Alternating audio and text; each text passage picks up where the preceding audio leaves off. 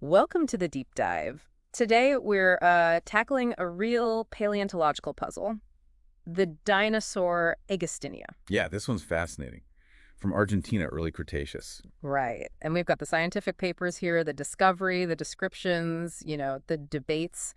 Our goal really is to piece together what we actually know. Especially since the fossil evidence is, well, pretty limited. Yeah. It's a great case study in how science evolves. Exactly. You start with one idea and then things change. And the first idea for Agustinia was definitely memorable. Oh, yeah, the armor plates. That initial buzz made it sound almost like a South American stegosaurus. Quite the picture. But as we'll see, that initial interpretation didn't quite stick. Okay, so let's rewind. Where does the story actually begin for Agustinia? It starts in 1997. The location is Neuquén province in Argentina, near Picunlufu. And this wasn't just a chance find, was it? No, not at all. It was part of a planned expedition by the Museo Argentino de Ciencias Naturales.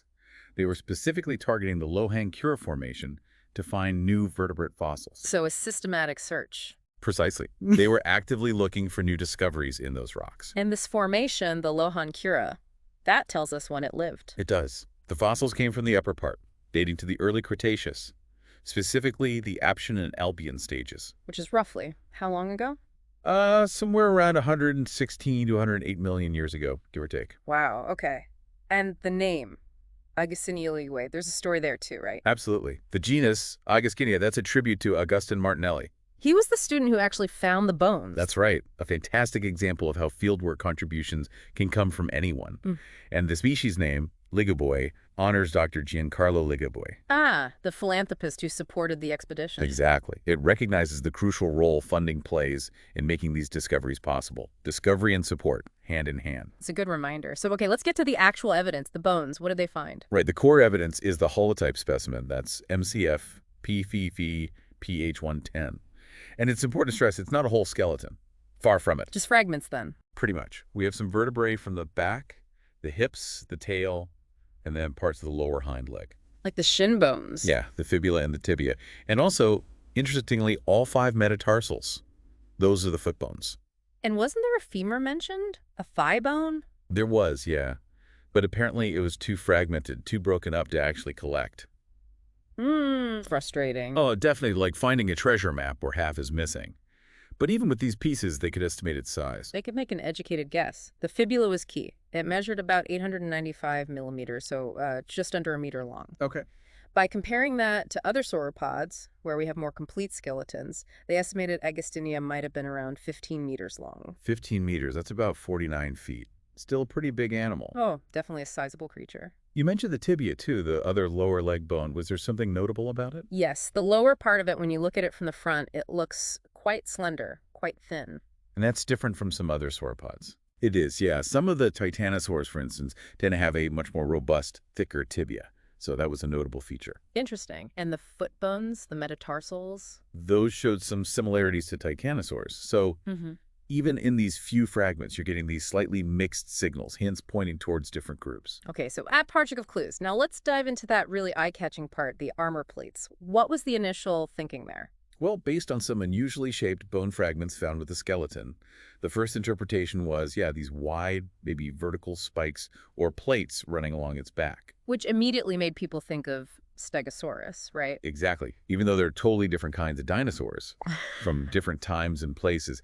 But visually, that was the comparison. It suggested this giant sauropod with built-in armor. A pretty dramatic image. A heavily defended long neck, but that idea didn't last. No, it didn't really hold up under closer scrutiny. As researchers studied the fossils more, especially given their preservation wasn't perfect, doubts emerged about them being osteoderm's true bony armor. So what's the current thinking? What are those bits of bone thought to be now? The consensus now is that they're much more likely just broken pieces of other bones, specifically fragments of ribs and parts of the hip, the ilium. Ah, so just regular skeleton bits, maybe broken and shifted after death, misinterpreted as something more exotic? Pretty much, yeah. That seems to be the case. What kind of evidence swung the opinion? Was there a smoking gun? A really key piece was histological analysis. Looking at the microstructure of the bone fragments themselves. Like under a microscope? Exactly. They examined the internal structure of the bone tissue. and they found it just didn't match the characteristic internal structure you see in known titanosaur osteoderms. Which have a specific pattern. They do, yeah. A very particular internal organization. The Agustinia fragments didn't show that. They looked much more like typical rib or pelvic bone structure. That makes sense. Fine details changing the whole picture.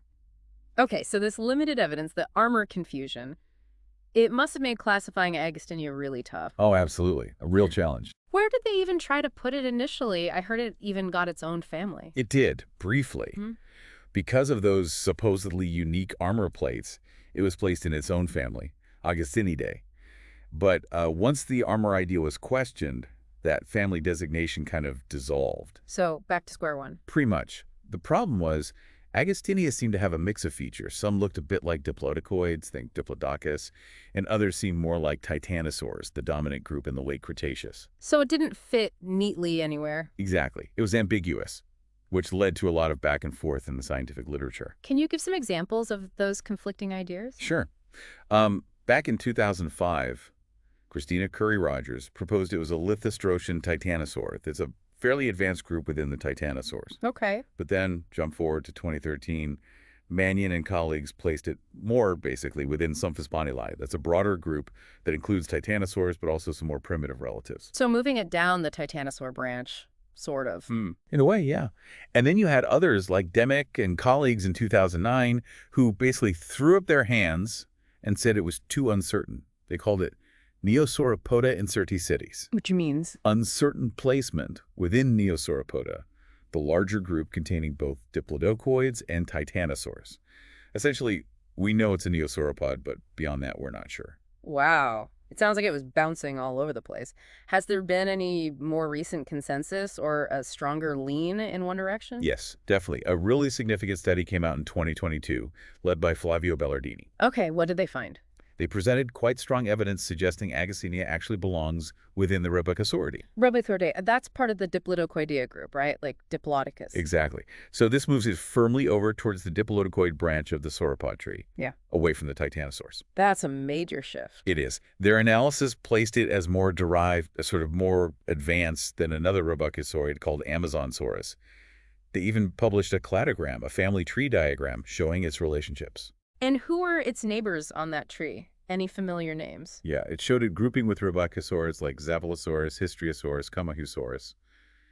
And more distantly, you have things like Nigersaurus and Ravocasaurus itself. Nigersaurus, the one with the crazy vacuum cleaner mouth, so potentially related to that. Potentially, yes. Within that broader Rebbachisauridae family, it gives us a whole new context for understanding Agustinia. And has this Rebbachisauride idea gained support since 2022? It seems to be, yes.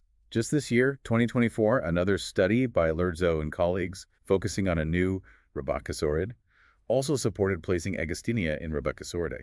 So, converging evidence. It seems so. Their analysis even hinted it might belong to a specific subgroup, the Nigersaurinae, putting it even closer conceptually to Nigersaurs. Okay, that feels like progress, but given how few bones we have, is everyone convinced? I read about it potentially being a nomen dubium. Ah, yes, the doubtful name issue. That's definitely still part of the conversation. Can you unpack that? Why do some researchers think it's doubtful? Well, nomen dubium's basically a label paleontologists use when they think the original fossil material, the holotype, is just too incomplete or lacks clear, unique diagnostic features. Meaning you can't reliably tell it apart from other things or be sure it's truly a distinct type of dinosaur. Exactly.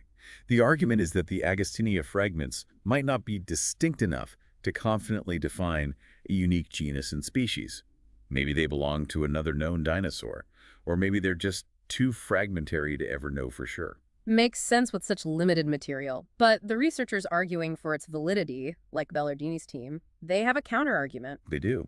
In that 2022 paper, they specifically argued that there are unique characteristics, especially in the details of the vertebrae they found, features they believe are distinct enough to justify keeping Agustinia as a valid genus. So it boils down to interpreting those subtle features in very incomplete bones. Precisely. It highlights that ongoing debate in paleontology about how much evidence is enough evidence.